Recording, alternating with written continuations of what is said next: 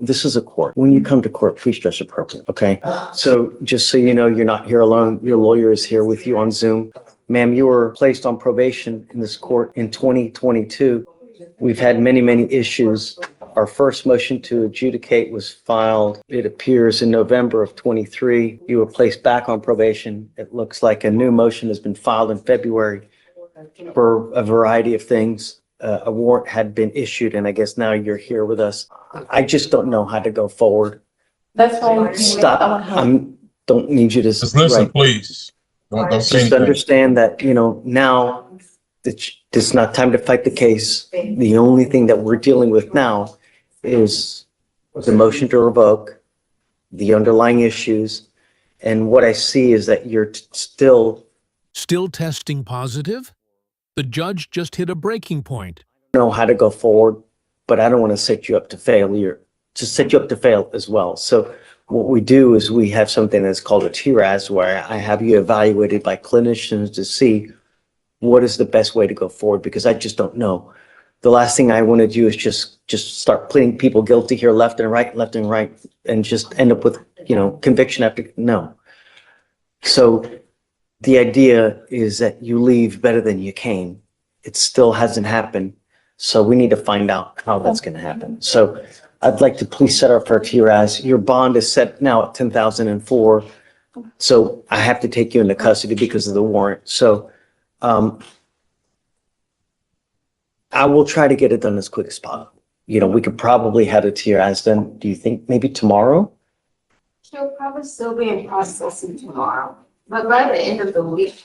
Okay, we'll try to have it done by the end of the week. They will give us guidance on how to move forward, because I just don't know at this point. The only thing I'm going to tell you is please be honest, because if I get it and it says that there's no issues, then it's rainbows and gumdrops, and I know it's not true, and we're going to do it right over again. Okay? Okay, so she goes with you. Okay, thank you, Mr. Verney. And Your Honor, Yeah, if possible, can we try to get the TRAS done by Thursday so she could be in court Friday? Because I'm out. I will. I'm going to try. So the problem is, though, is that what takes a lot of the time, Brock, is the processing. Because we're taking her in now, it's nearly 11 o'clock. They'll probably still be processing her early into tomorrow. If she's still in processing, they can't get it done. Maybe in the afternoon, tomorrow afternoon, it can get it done. I would say probably the latest, today's what, Tuesday? Maybe the latest is Thursday to try to get it done. And then we can try to get the results by Friday. Okay. And that's. Put it on the if docket everything for Friday? goes- Yeah, Can hopefully. we put it on the docket for this Friday, Your Honor? Like I said, I'm out all next week. I don't want her to. So because she's in processing, because she'll be processing now, she will auto-populate on tomorrow's docket. Okay. And we can put her on for the Friday. So I Sounds can't great. really put her on for Friday yet because she'll auto-populate for tomorrow. But tomorrow, then I will put her on for Friday. No problem. And can you consider reducing the bond somewhat, Your Honor? No, this is our third case within the last two years. We've had multiple MAJs. I mean, she's doing what she wants to do, and that's it. I understand, Your Honor. Thanks, Brock. No problem. I will see you Friday. Okay, I'll reach Have a out good to you day. tomorrow because she'll pop on tomorrow's docket, so I'll reach out to you tomorrow regardless. Yes, Your Honor. Thank you. Okay. Hi, good morning. Good morning, Ms. Dixon. Ma'am, you're barred from driving while your license is suspended. You're facing up to 6 months in jail and/or a $2,000 fine. We're going to do probable cause. You have the right to remain silent. Anything you say can and will be used against you. You have the right to have an attorney present if you cannot afford one. Yes, Your Honor. On February 24th, 2024, at approximately 11:27 a.m., the officer did a license plate check on a vehicle that was shown to be registered to have active Class B warrants out of Montgomery County for driving while license invalid, and 6 Class C warrants from Humboldt Police Department.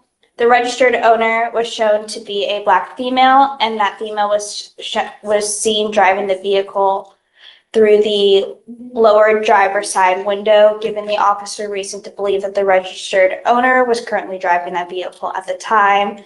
A traffic stop was initiated. The officer made contact with the defendant, who was identified by her Texas driver's license. The officer ran the defendant's information and showed that her license was ineligible and that she did not have any confirmed insurance. The Montgomery County Sheriff's Office in Humboldt PD confirmed the warrants. Okay, can you run her license down? Yes, Your Honor, it is not eligible right And Ms. now. Dixon, I'm Yes, going to sir. find that there's sufficient probable cause to go forward with your case. I'm ordering you as a condition of your bond not to drive. I do not care what's going on in your life. If you do not have a Texas driver license and liability insurance in your name, you are not allowed to drive. If I find that you do, I will revoke your bond, put you in jail. Do you understand? I have one question. Stop. This is not the time for that. If you need, I can provide you a lawyer today, but this isn't where you just get to start asking questions. It's number one. Number two, this is a court. When you come to court, please dress appropriately, okay? So I'll have you go fill out an application with Miranda. I'm going to have you sign a receipt with Victoria. I'll have you take a seat in the jury box while we get your bond conditions, and then we'll have you speak to the lawyer in a minute, too. Please. How's Jen? Really? It's good? Fun? No, it's really not, but I'm blessed to be alive. Well, that's a good attitude to have. That really is, because it could be a lot worse. You could always be 6 feet under, right? Right. Your lawyer is asking me to set you a bond, but I'm really concerned. This case is very old and you've been out literally, she's been on the lam for 10 years, Dave? Well, the warrant was on November 9, 2015 for this one, Judge. But the surrender for the judgment roll was on, well, actually, the enrollment date was February 16th, but the surrender notice to file was April 2020. So I don't know what kind of efforts they went, but the actual forfeiture date was in 2015. Do you know that do they really want, are they going to I come? mean, that's like with the other ones, I can only confirm the initial teletype confirming that the warrant is valid and they do still want her. We've tried to reach out to, I'm sorry, Mr. Kim has tried to reach out to the demanding jurisdiction to see how serious of a case is it? Are they really going to come back? But he's been unable to reach anyone. And I mean, it's only been, 30, 45 minutes. So, your lawyer's asking me to set you a bond. Because of the nature of the case, the type of case it is, and because of the age of the case, you're asking for. Your Honor, the state's asking for $10,000 because it is a possession of controlled substance with intent for oxycodone and the fact that it's been in forfeiture status since 2015. This isn't one where it's a to-be warrant. It's one where she appeared in front of a judge, stated she would return, and then she didn't do that.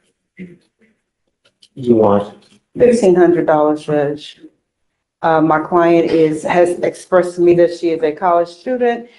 She has expressed to me that she only works because she's in school, Uber and DoorDash. She has expressed to me that she has an attorney that is working because she does want this behind her. She can't have this when she graduates in May, if I'm not mistaken. I have explained to her the ramifications if this court was to give her the bond, that she has to that attorney either has to get her a date set there or she has to go turn herself in within the 14 days. She does not have any other criminal history or connection or contacts with police that were dismissed or otherwise, except for this one case from 2015. the thing is that I have to set your bond sufficiently high so that you understand that we mean business. I'm not going to play this game with you again. If I set you a bond, it's only going to be one time. I won't do it again. You need to understand that there are serious consequences. One last chance, fail this, and it's game over. I'll set your bond at 5,000. And if and when you make bond, we give you 2 weeks from the date of your release to go turn yourself in to that jurisdiction where you're wanted from. Mr. Kim, where is it? It's in Mississippi, Harrison County. Go. So you have to go turn yourself in. If you fail to do that, I will revoke this bond. I'm going to set it at 0. I will issue a nationwide warrant for your arrest. Obviously, I mean, you can't run forever, right? We're going to get you again. And this time I will physically hold you until Louisiana comes and gets you. Do you understand? I do, Your Honor. Okay. So just knowing that, he has made the bond for $5,000, is that something that you can, or you or your family is able to post? Because if not, 5,000 cash? it's 5,000. Oh, no, I have a deaf baby. I'm a single parent. My husband died 3.5 years ago. I'm on a fixed income. That's why I do, DoorDash, and that's why I do Uber on the side, just to help, So I said that to say that the waiver, if he sets the bond, then the waiver goes away. They don't come and get you. You don't get to have the bond and wait for them at the same time and see which one happens first. So if you're not going to be able to pay the money, then you can, the option is to leave the waiver that you have in place that you signed on, I think, 2/27, and then let them see if they're going to come get you or not. But your time, you don't lose the time that you've already been in custody. So when you buy, I'm confused, when you behind, What did she waive? We're out at 227? February 27th. So you have 1, 2, 3, 4, 5, 6 days credit. We give them 14 days to come get you. If they don't come get you within the 14 days, we release you. They file a dismissal, I sign it, and then they let you go. If that happens, the warrant will always remain active. And that warrant will always remain active until you physically go back or somehow go back to Louisiana and take care of it. That said, if you want to make this bond, you have to withdraw that waiver that you have, and then you lose those 6 days. So if you withdraw it and you don't make the bond, you lose all that time, and you basically it's told until you re-waive or you make that bond. I only say this because of the age of the case and the fact that I didn't know she had counsel in Mississippi. It's very, very rare, but I have been seeing it happen here and then, or here and there, is if local counsel there can get a new setting date. Like I said, it's incredibly rare. I can count on one hand the amount of times it's happened. What do you mean, get a new setting date? So even if they don't appear with sufficient evidence from our sheriff's office that she's in our custody and her persons is here, and for a variety of factors, I can't speak to Mississippi because I'm not licensed there and I don't work there, is whatever sufficient factors they have to set a new date for her to self-surrender versus outside of the fugitive, they will recall the warrant. So like I said, it's incredibly, incredibly rare, but only because of the age of the warrant and the fact that she has counsel there. Well, but we don't know that. Well, but I'm saying if the information for that counsel can be sent to. I mean, I'm not going to give you a PR bond. This case is 10 years old. You've been I need you to understand that we mean business. I'm not here to play games. And so that's why we have to set it sufficiently high so that you realize that you have to have skin in the game so that we know that you're going to go back. I'll let you guys talk about it. I don't want you to make a decision here in front of everybody. So you guys talk about it. I'm not stuck on the 5,000. I go back down a little bit, but it's not going to be much, but. I'll stand down. Thank you, Judge. Sure. So, Yeah. so Yes, sir. I'll let you guys go talk. Okay. I want you to say something here that you might invariably regret because it's in front of everyone, Okay, please. Thank you, Judge. Thank you, I'll Judge. go down some, but a reasonable amount. All right.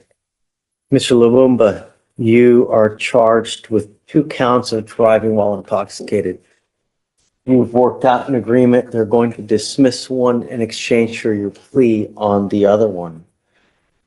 Pleading on 089. This one is, they're all both away.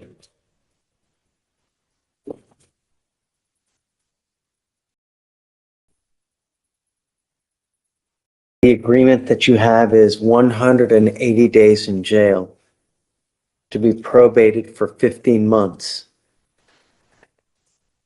As part of the agreement, you will do a DWI education class. You will do 3 victim impact panels, substance abuse treatment. You will also do what's called a TRAS. The TRAS is an evaluation to see what other conditions you may need. They will probably, because the fact that you have 2 open DWIs, they will probably add other conditions. It may be supportive outpatient treatment. It may be intensive outpatient treatment. I don't know. It may be inpatient. I have no idea. You must fulfill whatever other conditions they assess on you. No drugs, no alcohol. A guardian interlock. 25 hours of community service.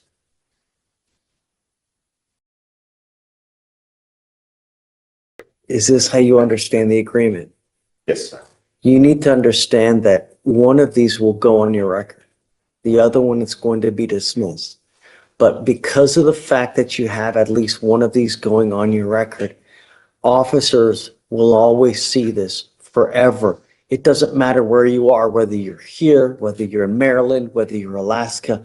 And if you get pulled over, an officer, first thing they do is they run your license. They're going to see DWI, DWI. If they come up to your car and they smell alcohol on you, what do you think they're going to do?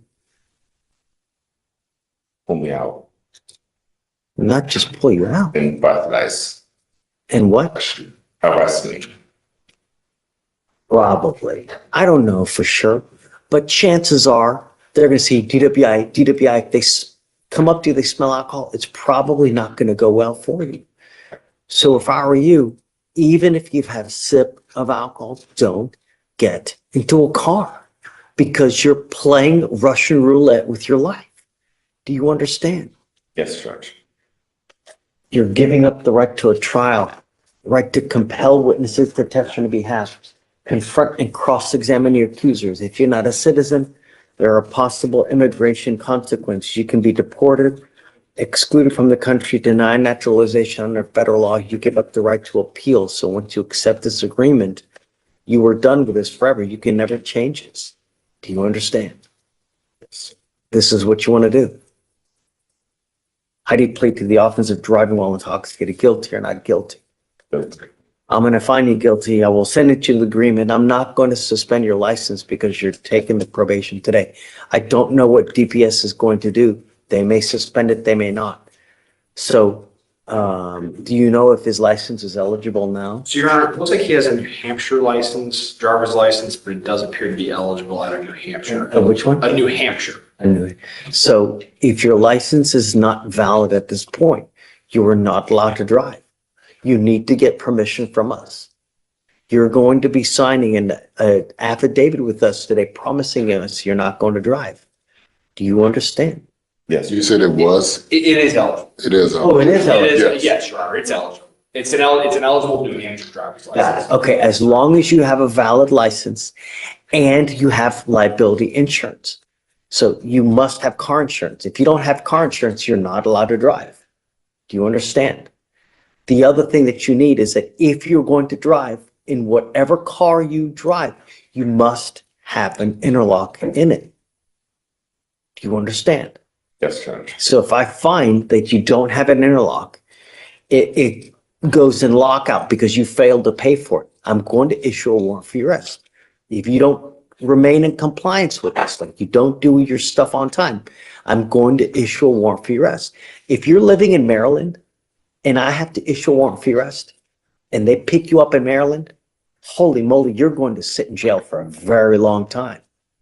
So if you ever have any problems, you need to get in contact with Will. You need to get in contact with the Shatoria, because if not, and it goes into warrant status and you get picked up on it, you're going to be sitting for a long time. Do you understand? Yes, It Judge. takes forever in a day to extradite someone from another state to here. I mean, we're talking weeks. Do you understand? I'm not asking much. All I want my street safe. That's it. All right, how do you plead to the WI? Guilty or not guilty? Guilty. I'm going to find you guilty. Like I said, I'll follow the agreement. Your other case will be dismissed. Good luck to you, sir. Thank you. Are you working now? What are you doing with yourself? I found about a main, Okay. and yeah, You're working currently. yeah, it's, yeah. Okay. It's never about the money. I could give a rat's ass about the money. I don't care about the money. I'm going to waive all your fees. Okay. I don't care about the money. But what I care about is public safety. I'm now taking off around probably, $6,000 in fines and fees off you now, Ms. Labuma. Thank you, sir. But if you pick up another DWI, if I see you pick up another DWI, from now on, you're facing not only a minimum of 30 days in jail, but a second DWI, it's a $6,000 surcharge. Get a clue. It's not hard. Good luck. Thank you. Thank you. We are done. You were Miss Smith, Yes, sir. and you're charged with possession of marijuana. You're facing up to 6 months in jail and or a $2,000 fine. We're going to do probable cause. You have the right to remain silent. Anything you say can and will be used against you. You have the right to have an attorney present if you cannot afford one. One will be appointed to you, ma'am. Okay. On February 1st, 2025, officers initiated a traffic stop on a blue Nissan Altima with an obscured license plate at the 13,000 block of Kirkendall Road in Harris County, Texas. The officer made contact with the driver and observed an odor of marijuana coming from the vehicle. The officer identified the driver and ran the ID and found that the defendant had an outstanding warrant out of Bell County and was taken into custody. The defendant stated that there was probably marijuana in the vehicle, but it was not her vehicle. The officer performed a probable cause search of the vehicle due to the odor of marijuana and found 0.275 ounces of a green leafy substance that the officer recognized from training and experience to be marijuana. It was found in the center console of the vehicle. What was she taking in for, do you know? Her warrant Said that she had out a of Bell warrant. County, I can run it and see what the offense is. And then also if you can run her license plate. Yes, Your Honor. She does not have a driver's license. Okay. Ms. Smith, I'm going to find that there's sufficient probable cause to go forward with your case. I'm ordering you now as a condition of your bond not to drive any vehicle whatsoever. You are not allowed to drive unless you have a valid Texas driver license and liability insurance in your name.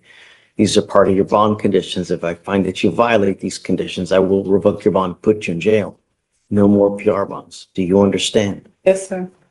Judge, I'm not seeing any active cases. What I am seeing is that she was on probation out of Bell County for possession of marijuana. So it might be a probation violation. Ms. Smith, do you have the ability to hire a lawyer? No. Okay, I'll have you fill out an application. We'll see whether you qualify for an appointed lawyer. If you do, I'll provide you a lawyer today. Do not pick up any new cases. Above all else, do not drive.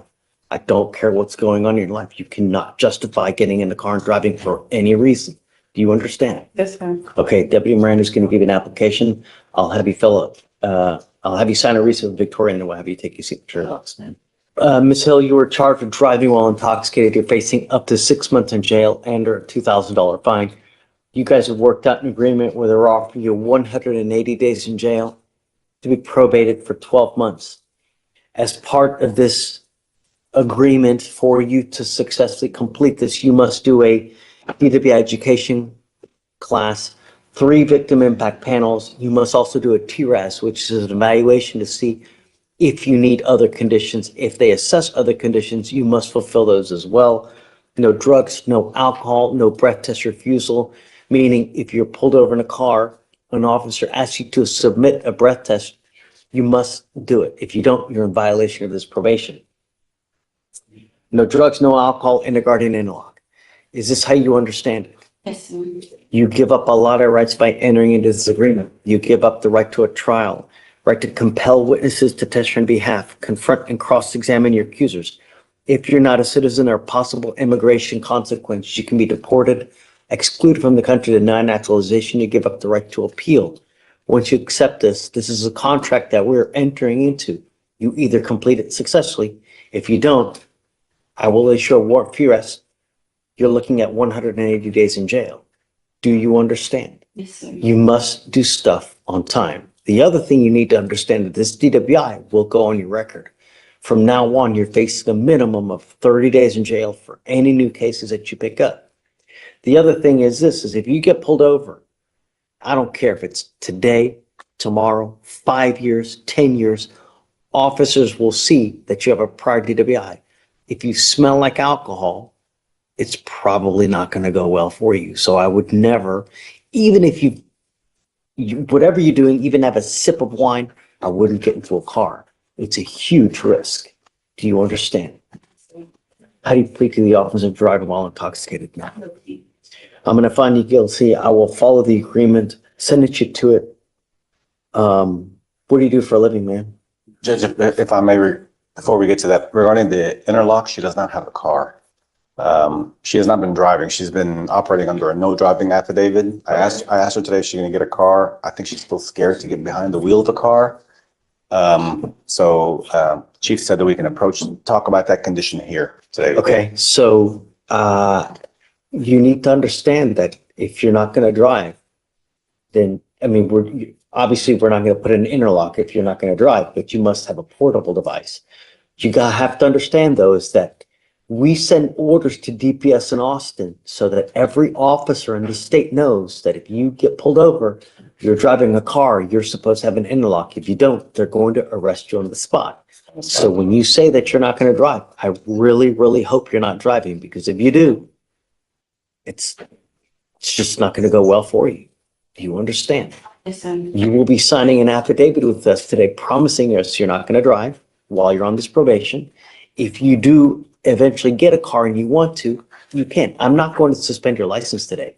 So I don't know about the ALR hearing, but if you have a license, the only restriction you have is you must have an interlock. So if you want to, you let us know, let your probation officer know, you get the interlock, and then you're free to drive. But don't drive until you get permission. Yes, You sir. understand? So what do you do for a living? I do citizen work with, customer service for health insurance.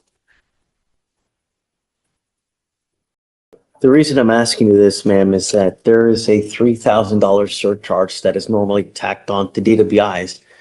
It's huge business in the state. Anytime you pick up a DWI, it costs you a lot of money. We all make mistakes, but if you continue to, well, you endanger other people's lives. It gets so much worse. What I'm trying to tell you is I'm going to waive the $3,000 fee that normally would apply to you. You pick up another DWI, though, it's a $6,000 fee. Do you understand? Not to mention a minimum of 30 days in jail. Just don't get into a car. It's really easy. Even if you've had a sit, that's it. All right. Thank you, Judge. Good luck to you. Thanks, Your man. Honor. Thank you. Yes, ma'am. Are we waiving all the fees or just? So reduce it, and then we'll kill the 3,000, and then run the court costs as well. All right. Good luck, Ms. Hill. So you're charged with false report to a peace officer or to a police officer. You're facing up to a year in jail, up to 6 months in jail, and or a $2,000 fine. We're going to do probable cause. You have the right to remain silent. Anything you say can or will be used against you. You have the right to have an attorney present. If you cannot afford one will be appointed to you, sir. Your Honor, on January 17th, 2025, officers were assigned to an auto theft case. The initial police report was taken by a deputy who spoke with the defendant, who stated that he rented a 2023 Toyota Camry from Toro. The defendant stated that he was going out with his friends when he parked the car at a Walmart in Humble on January 16th. When he returned on the 17th, the vehicle was missing. The officer made contact with the witness, who stated that on January 15th, she observed a post on Craigslist for the vehicle. The witness met with the seller on January 16th at a Walmart, which is in Fort Bend County, and the witness purchased the vehicle for $16,000 in cash and collected a title and bill of sale. The witness attempted to title the vehicle when she learned that the vehicle's title was fictitious and that the vehicle was stolen.